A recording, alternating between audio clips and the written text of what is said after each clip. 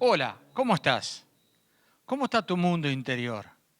La primera pregunta es fácil de contestar, pero la segunda nos lleva a muchos cuestionamientos, a, a ver qué es lo que hay dentro de nosotros. El domingo 14 fue un domingo especial para mí y Dios nos habló de la madurez, nos habló de las señales de la madurez y nos habló de cómo se mide la madurez. Me anoté algunos puntos porque no los quiero olvidar. Y estos dicen, la madurez nos lleva a mejorar nuestra relación con nuestro prójimo. La madurez nos lleva a mejorar nuestra relación con Dios. La madurez la da el Espíritu Santo, pero es responsabilidad nuestra buscarla. La madurez produce responsabilidad. La madurez no se mide por las habilidades o por los dones que tú tengas, sino que se mide con la disposición de aplicar la palabra de Dios a tu vida.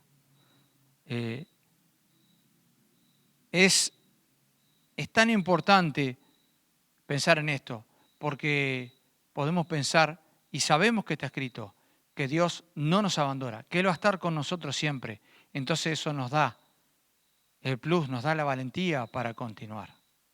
Allí el pastor José nos hablaba en Josué 1:6, de donde partió el mensaje, de algunos principios que nos ayudan a crecer y a madurar. Voy a leer el pasaje. Dice: sé fuerte y valiente porque tú guiarás a este pueblo para que puedas tomar la tierra que yo prometí a tus antepasados. Pero tienes que ser fuerte y valiente, obedeciendo los mandamientos que te dio mi siervo Moisés. Si te mantienes fiel a ellos, triunfarás donde quiera que vayas. Qué importante lo que acabamos de leer. Aparte, como si no hubiera quedado claro en la primera parte, Dios se lo vuelve a resaltar, pero se lo vuelve a resaltar en el sostener aquellas cosas que había aprendido y había recibido de su siervo Moisés. Para lograr madurez hay esfuerzo, hay valentía, hay diligencia, hay disciplina, nos enseñaba el pastor José ese domingo. Y el domingo pasado tuvimos otro mensaje que tocó nuestros corazones. Y el propósito, el primer propósito, ¿para qué fuimos creados? Y fuimos planeados por Dios para agradar a Dios. En Marcos capítulo 12, versículo 30, nos habla de cómo amarlo. Y allí el pastor Adrián nos decía, con inteligencia, con entusiasmo, con hechos. La adoración es mi respuesta al amor de Dios. Es entrega a Dios. Es cambiar la persona para quien trabajo, según Colosenses 3:23. Es enfocar mis capacidades y habilidades para Dios. Realmente, ¿a quién estás adorando? Donde pones todo tu dinero, todo tu esfuerzo, todo tu tiempo, es a quién o a qué estás adorando. Y es una buena pregunta para volvernos a hacer. ¿A quién o a qué estoy poniendo todo? Qué lindo, qué sabio que es Dios. Porque hablando de madurez y hablando de adoración, como que se dan la mano. Aquel que va camino a la adoración, camino a entender y a entregar aquellas cosas en adoración a Dios, va camino a la madurez. Y aquel que va camino a la madurez va perfeccionando su adoración a Dios. Es impresionante cómo Dios tiene todo arreglado, todo planeado para enseñarnos y para llegar a nuestros corazones. Pero también te quiero hablar de otra área en la cual muchas veces nos olvidamos y a veces no nos damos cuenta que estamos viviendo. En Éxodo capítulo 3 es el encuentro de Dios con Moisés. Allí en una zarza que no se consumía, de hecho las zarzas en el desierto se prenden fuego por sí solas, por la resina que tienen y el sol, pero aquella en especial no se consumía. Y esto llamó la atención a Moisés, así que Moisés se acerca y allí comienza un diálogo con Dios. Pero en el versículo 4 hay un diálogo más profundo donde Moisés expone sus quejas o sus limitaciones y Dios lo termina convenciendo, por así decirlo, de que haga la tarea que le está pidiendo, porque era el propósito para el cual Dios lo estaba preparando. Vamos a leer allí en el capítulo 4 de Éxodo, versículo 18 en adelante. Se fue Moisés y volviendo a su suegro Jetro le dijo: iré ahora y volveré a mis hermanos que están en Egipto para ver si aún viven. Y Jetro dijo a Moisés: ve en paz. Dijo también Jehová a Moisés en Madián: ve y vuelve a Egipto porque han muerto todos los que procuran tu muerte. Entonces Moisés tomó su mujer y sus hijos y los puso sobre un asno y volvió a tierra de Egipto. Tomó también Moisés la vara de Dios en su mano y dijo a Jehová a Moisés: cuando hayas vuelto a Egipto, mira que hagas delante de Faraón todas las maravillas que he puesto en tu mano, pero yo endureceré su corazón, de modo que no dejará ir al pueblo. Y dirás a Faraón: Jehová ha dicho así: Israel es mi hijo, mi primogénito. Yo te he dicho que dejes ir a mi hijo, para que me sirva, mas no has querido dejarlo ir. He aquí que yo voy a matar a tu hijo, tu primogénito. Aconteció en el camino, en una posada, Jehová le salió al encuentro y quiso matarlo. Entonces Séfora tomó un pedernal afilado y cortó el prepucio de su hijo y lo echó a sus pies, diciendo: a la verdad tú me eres un esposo de sangre. Así le dejó ir, y ella dijo: esposo de sangre a causa de la circuncisión. Y me llama poderosamente la atención en este relato, inclusive los eruditos dicen por qué un párrafo tan controversial o tan inentendible en su momento dentro de ese relato. Y dice que Dios quiso matar a Moisés. Algunos eruditos dicen que, o estudiosos dicen que quiso matar a su hijo, pero otros dicen que quiso matar a Moisés. No entiendo. Primero lo llama para liberar a casi 3 millones de personas. Le da las instrucciones y lo encamina. Y cuando él está descansando en el camino una noche, Dios lo quiere matar. ¿Qué estará pasando? ¿Qué le pasó a Dios? ¿O qué le pasó a Moisés? ¿O qué no hizo o dejó de hacer Moisés? ¿Por qué pasó eso? Entonces, estudiando a fondo, nos encontramos con una sorpresa.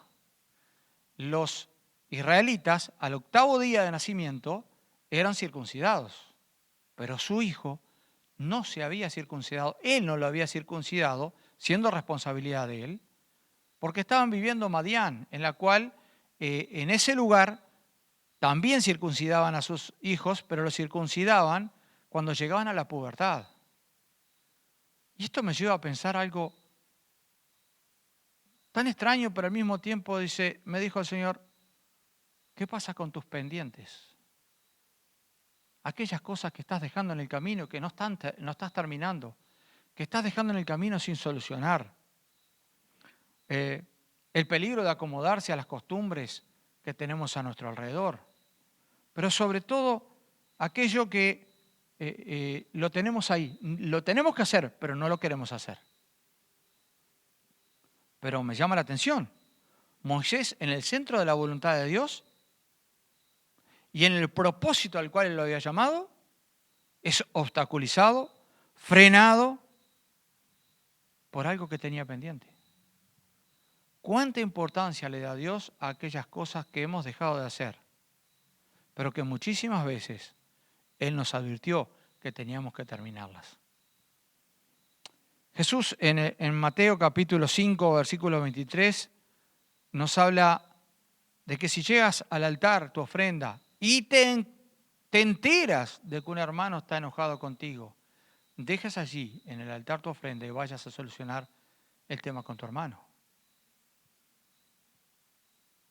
¿Cuán importante es para Dios que cuando venís a adorarle, cuando vas a adorarle, soluciones aquellas cosas que están quedando atrás como pendiente?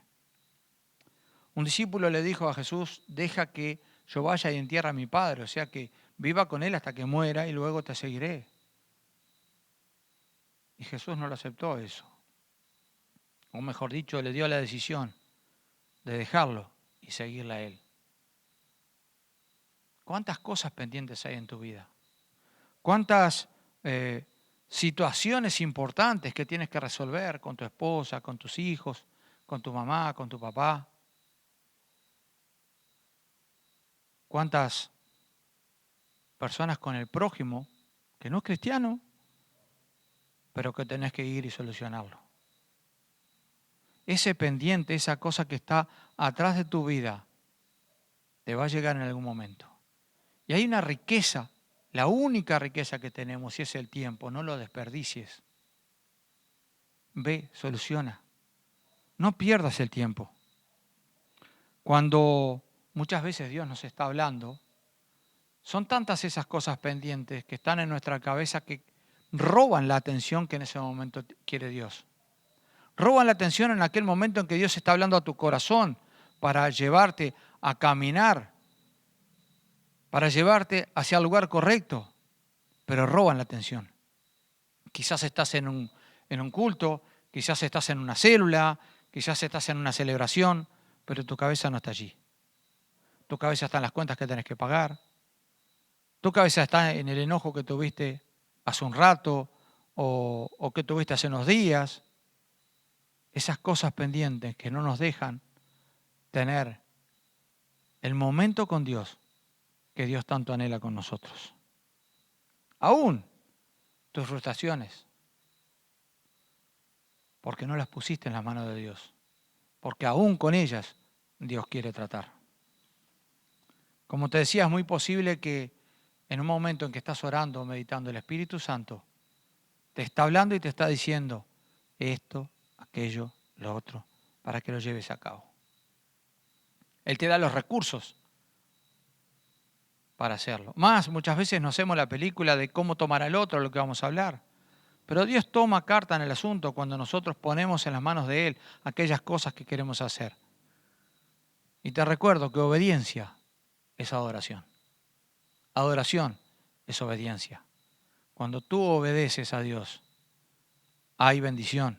Hay bendición en lo que haces. Hay bendición para los que te rodean. Hay bendición para ti, para tu casa. Hay bendición para aún aquellos que no son cristianos, que no conocen al Señor. Entonces, ¿qué vas a hacer con esos pendientes? ¿Cuál es tu acción? ¿Qué es lo que vas a hacer de ahora en adelante? Porque Dios te está diciendo, no los dejes para atrás. Y para ti, que estás escuchando por primera vez, quizás, la palabra de Dios, te quiero decir que la Biblia dice que todos pecamos y estamos destituidos de la gloria de Dios. Y que hay un infierno y hay un cielo. Aunque no lo creas, esto existe. Es real. Aunque lo niegues, es real. Y es en este tiempo, y es hoy, donde podés elegir dónde vas a pasar el resto de tu eternidad. En el infierno o en el cielo. Jesucristo dijo, yo soy el camino, la verdad y la vida. Nadie viene al Padre si no es por mí. Recordalo, hoy es tiempo de salvación para tu vida. Hoy es tiempo de salvación para los tuyos. Y para aquellas cosas que tenés pendiente. No la dejes para atrás. Accioná. Dios te quiere bendecir.